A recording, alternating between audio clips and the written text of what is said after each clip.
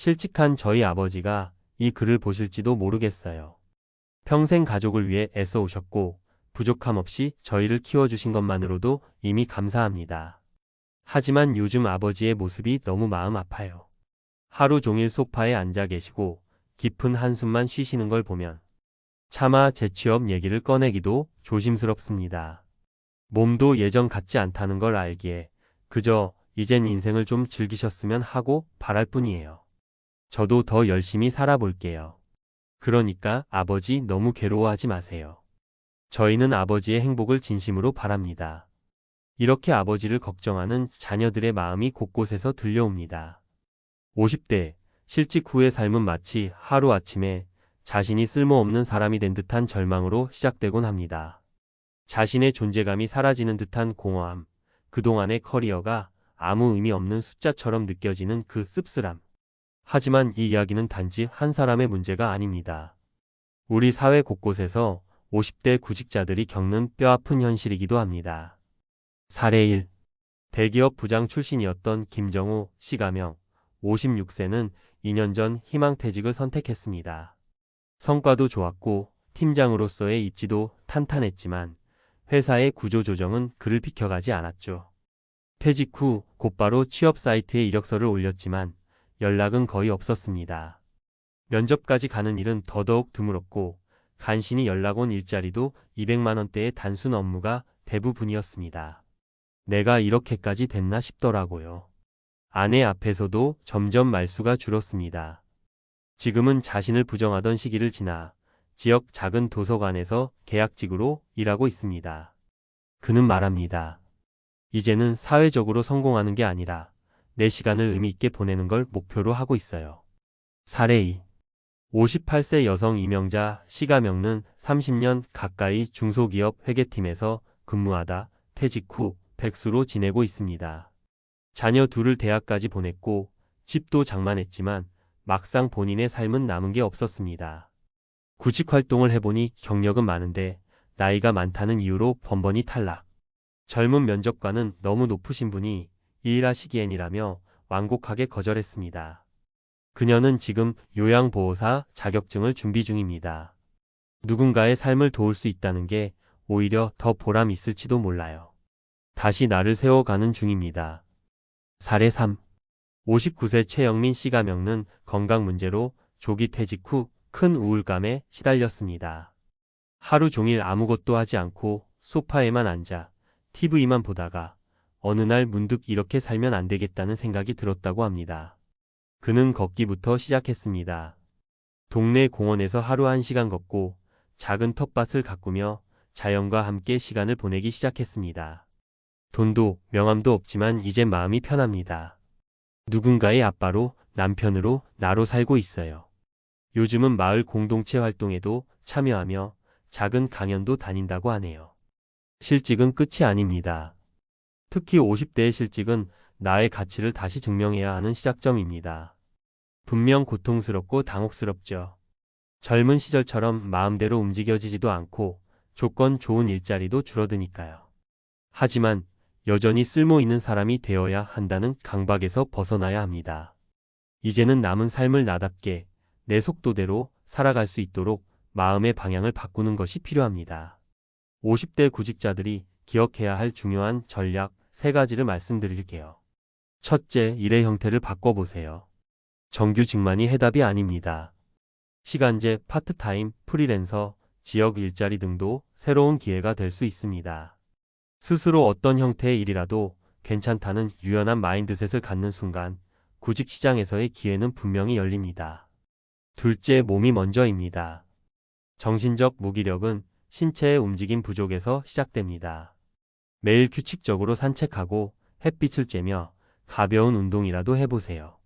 출근이라는 루틴이 사라졌다면 내 삶에 새 루틴을 만들어야 합니다. 스케줄이 없는 하루는 결국 자신을 고립시키고 맙니다. 셋째, 관계를 단절하지 마세요. 구직 시장에서 나이 든 이에게 가장 위험한 것은 사회적 단절입니다.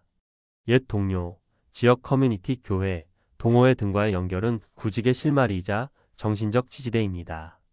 괜찮아, 너만 그런 거 아니야 라는 말 한마디가 사람을 살리기도 하니까요. 우리 아버지도 또 전국의 수많은 50대 구직자분들도 지금껏 누구보다 치열하게 살아오셨습니다. 이제는 다시 벌기 위한 삶이 아니라 잘 살아보기 위한 삶이 시작될 때입니다. 비록 세상이 당신을 찾지 않는다 해도 당신을 존경하고 응원하는 누군가는 분명 곁에 있습니다. 힘내세요. 지금은 누구보다 당신 자신을 먼저 믿어야 할 때입니다. 앞서 말씀드린 50대 구직자의 현실과 마음을 이어받아 이제는 실질적으로 재취업을 원하는 50대가 바로 활용할 수 있는 정보 중심의 조언을 전문가 시각에서 정리해드리겠습니다. 친근한 말투로 설명드리되 내용의 깊이는 놓치지 않겠습니다. 50대 구직자분들이 가장 자주 하는 말이 있습니다. 내가 못해서가 아니라 나이를 보는 것 같아요. 맞습니다. 현실입니다. 기업 입장에서는 50대가 들어오면 연봉은 높고 적응력은 낮을 거라고 오해합니다. 하지만 이건 바꿀 수 있습니다. 전략이 필요합니다. 감정이 아닌 이성과 전술로 접근하면 늦은 나이에도 내 자리를 찾을 수 있습니다. 1. 이력서 30대 스타일로 바꾸세요. 50대 이력서에서 가장 흔한 실수는 경력의 나열입니다. 예를 들어 1994만 1999 회계팀 대리, 1999만 2008 영업기획과장, 2008만 2022 영업총괄 부장. 이런 식으로 쭉 나열하면 면접관은 경력 많고 연봉도 많겠네 라고 오해합니다. 팁. 최근 10년 이내 경험만 강조하세요. 구체적 숫자와 성과 중심으로 쓰세요. 2020년 팀 리더로서 연매출 15억, 24억 성장 기여, 내부 평가 어등급 유지. 지원 직무에 맞춤형 이력서를 회사별로 각각 작성하세요. 요즘 기업은 다재다능한 50대가 아니라 지금 필요한 한 가지 역량에 특화된 사람을 원합니다. 과거가 아무리 화려해도 현재의 회사와 맞지 않으면 채용되지 않습니다. 2. 국가지원 프로그램은 꼭 활용하세요. 고용노동부는 중장년층 구직자를 위한 수많은 정책을 운영하고 있습니다. 하지만 의외로 많은 분들이 모릅니다. 아니면 귀찮아서 안 알아봅니다. 대표적으로 아래 세 가지는 반드시 활용하세요. 중장년 일자리 희망센터 전국 40여 개소, 무료 이력서 클리닉, 면접 특강, 심리상담, 경력 재설계까지 지원, 심지어 취업 알선까지 해줍니다.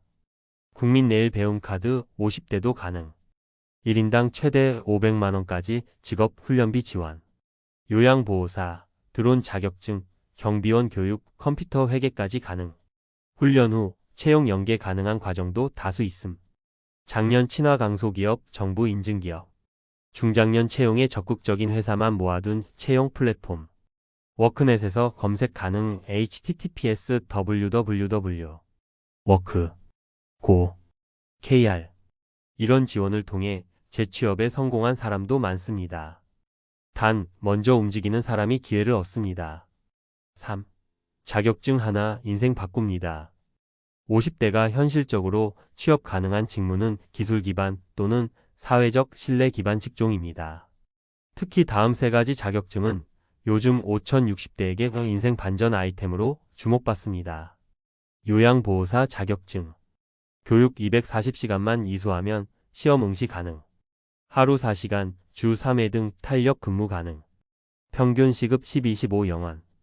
여성 50대, 특히 체력 부담 적고 진입장벽 낮음.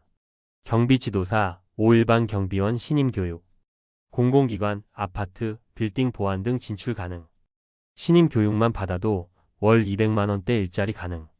체력 부담 적고 고용 안정성 높음. 실버 운동 지도사, 시니어 케어 자격. 고령화 시대의 수요 급증.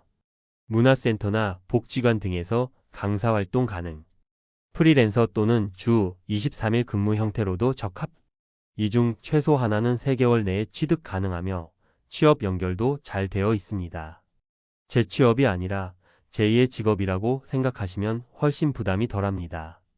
4. 가장 중요한 건 내가 왜 이 일을 하려는가입니다. 면접에서 50대가 가장 많이 듣는 질문은 왜 이 일을 하시려고 하세요? 입니다. 여기서 가게가 힘들어서요 라고 하면 바로 탈락입니다. 이 나이의 취업은 단지 돈 때문이 아니라 삶의 의미, 경험 공유, 사회적 관계 회복과 연결되어야 설득력이 생깁니다. 예를 들어, 이전에는 조직을 이끄는 일만 했지만 지금은 좀 더 밀착된 소통과 실무 경험을 통해 다른 방식으로 사회에 기여하고 싶습니다. 이런 식으로 접근하면 호감도가 높아집니다. 5. 심리 방전되지 않게 반드시 루틴을 만드세요. 구직보다 먼저 해야 할 것은 생활 리듬 유지입니다. 하루 종일 소파에 있는 시간이 길어지면 마음이 무너지고 스스로를 혐오하게 됩니다. 그때부터 모든 의욕이 사라지죠. 실천 가능한 루틴 예시. 아침 7식 이상 산책 30분. 오전 10시 자격증 공부 또는 이력서 작성. 오후 2시 취업정보 검색, 온라인 특강 시청. 오후 5시 동네 커뮤니티나 동호회 참여. 주 1회 일자리 관련 기관 방문. 루틴이 있으면 자존감도 살아나고 구직 과정도 내가 주도하는 삶이 됩니다. 마지막으로 말씀드리고 싶습니다. 50대라고 기회가 없는 게 아닙니다. 단지 젊을 때와 같은 방식으론 안 될 뿐입니다. 세상이 바뀌었으니 나도 바꿔야 합니다. 경력을 줄이고 태도를 키우고 준비를 다듬으면 어느 순간 내게 딱 맞는 자리가 열립니다. 지금 당신이 겪는 이 고통은 끝이 아니라 정말로 진짜 내 삶을 시작하는 첫 관문일 수 있습니다. 힘내세요. 당신은 이미 충분히 멋진 사람입니다. 이제 그걸 다시 보여줄 시간입니다.